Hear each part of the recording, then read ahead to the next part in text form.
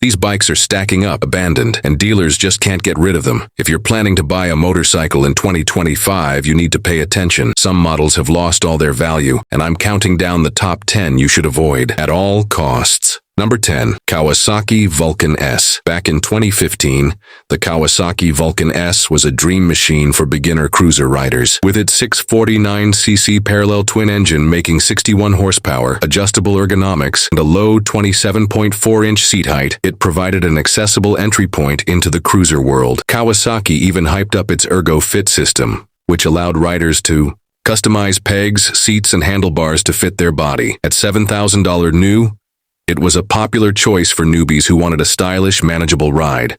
But fast forward to 2025, and this bike is flooding dealership lots faster than you can say market crash. So what went wrong? First, the Vulcan S hasn't seen a major update in nearly a decade, and it's really starting to show. The tech feels ancient. No ride modes, no cornering ABS, no TFT display, just a basic analog gauge that looks out of place next to newer bikes in its class. Then there's the impact of US tariffs on motorcycle imports, which have pushed prices up for Japanese bikes like this one.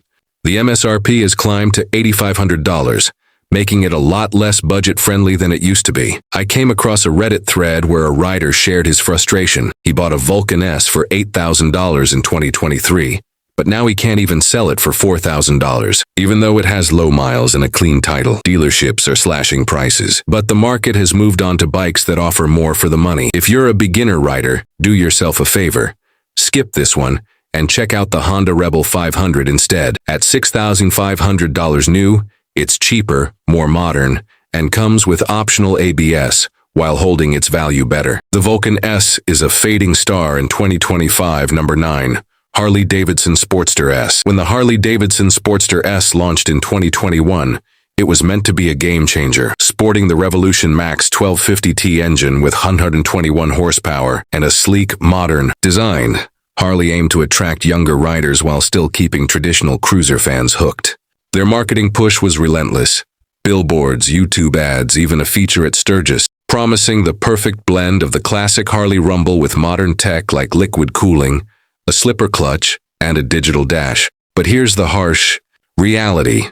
Nobody's buying it in 2025. Dealers are drowning in unsold inventory, and resale values have plummeted harder than a bike hitting black ice. Why? Let's break it down. First off, the price tag. At over $15,000 new, it's a tough pill to swallow for most riders, especially when you can pick up a used Yamaha MT-07 for $70,500, which offers smoother handling, better fuel economy, and a lighter 400 lb frame compared to the Sportster S's hefty 500 lbs. Second, Harley is getting hit hard by the Chinese motorcycle boom. Brands like CF Moto are releasing bikes with comparable power, full-color TFT displays, and multiple ride modes for half the price, making Harley seem overpriced and outdated. I recently spoke with a dealer in Texas who sounded desperate. He's had Sportster S models gathering dust on his lot for over a year, even after dropping the price to $13,500. Riders on forums aren't holding back either, calling it a poser bike, all flash, no substance. One guy on X posted a photo of his unsold Sportster S with the caption, $13,000 paperweight. Any takers? If you're considering this bike, don't. It's a financial sinkhole in 2025. Number 8. Suzuki GSX 250R. Suzuki's GSX 250R was supposed to be an entry-level sport bike that gave new riders a reliable, affordable way to get into motorcycling. At first glance, it looked promising. Sporty fairings, a 248cc parallel twin, and Suzuki's reputation for durability. But here's the problem.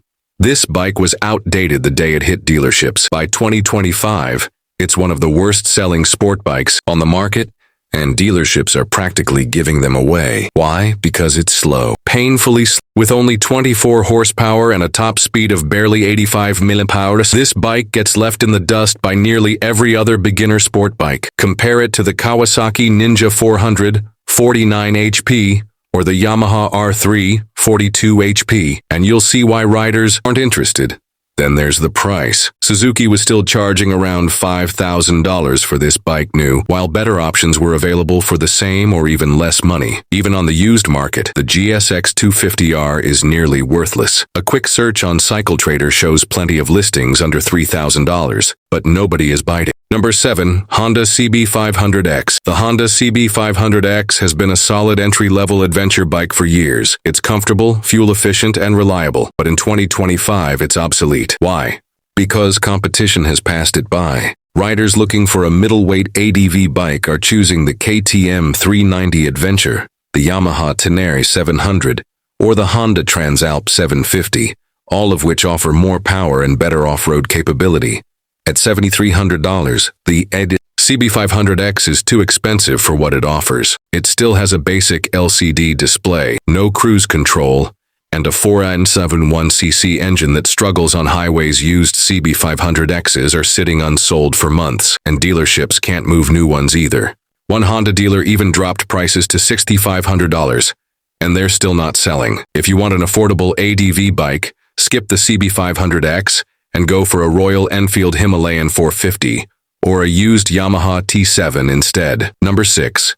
Ducati Diavel 1260. Ducati's Diavel 1260 is a stunning machine, a 159 HP muscle cruiser with Italian flair. It looks like something Batman would ride, and it's packed with high-end tech like cornering ABS, ride modes, and a TFT dash. So why is it on this list? Because nobody is buying them. In 2025, dealerships are loaded with unsold Diavels, and resale values have plummeted.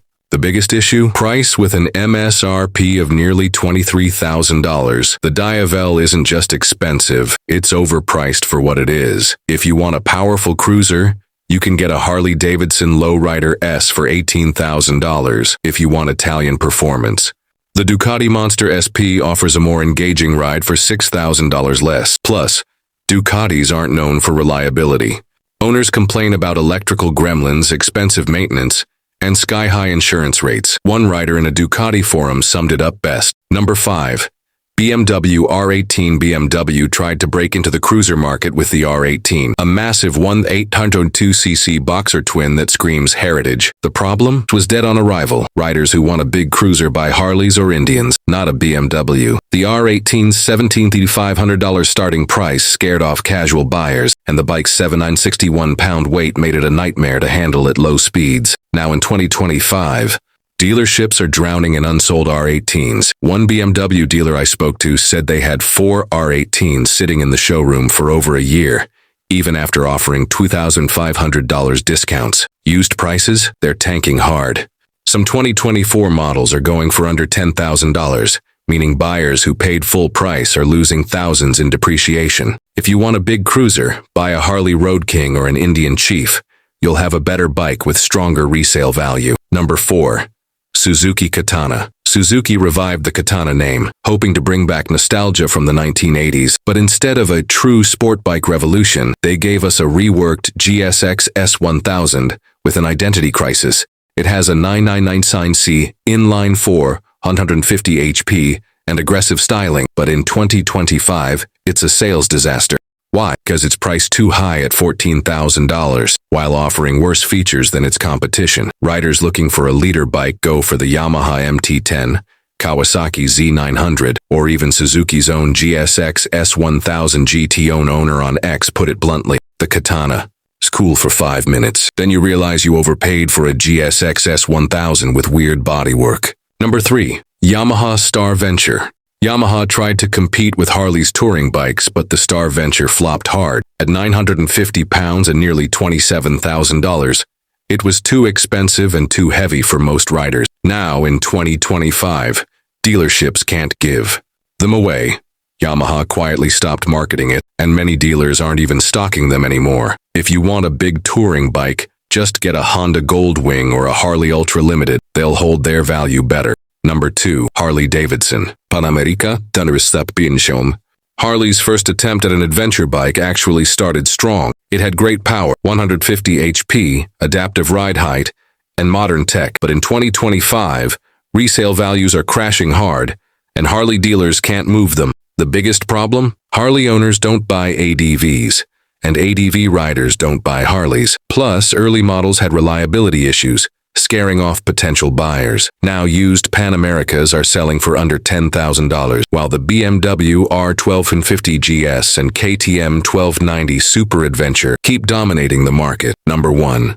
Zero SRF electric motorcycles are the future, but the Zero SRF is a disaster in 2025. Why? Because at $23,000, it's ridiculously expensive, and the range is still too low, 161 miles max. Real world 100 miles. Meanwhile, new electric bikes from Honda and Kawasaki are cheaper and more practical, making Zero's lineup hard to justify. Dealerships are stuck with unsold SRFs, and used ones are selling for half price within a year. If you're looking at electric bikes, wait for better options, because Zero's pricing and resale value are a nightmare. These bikes failed for different reasons: bad pricing, poor performance, or outdated features. If you're shopping for a new ride in 2025, avoid these models, or risk getting stuck with a bike that nobody wants.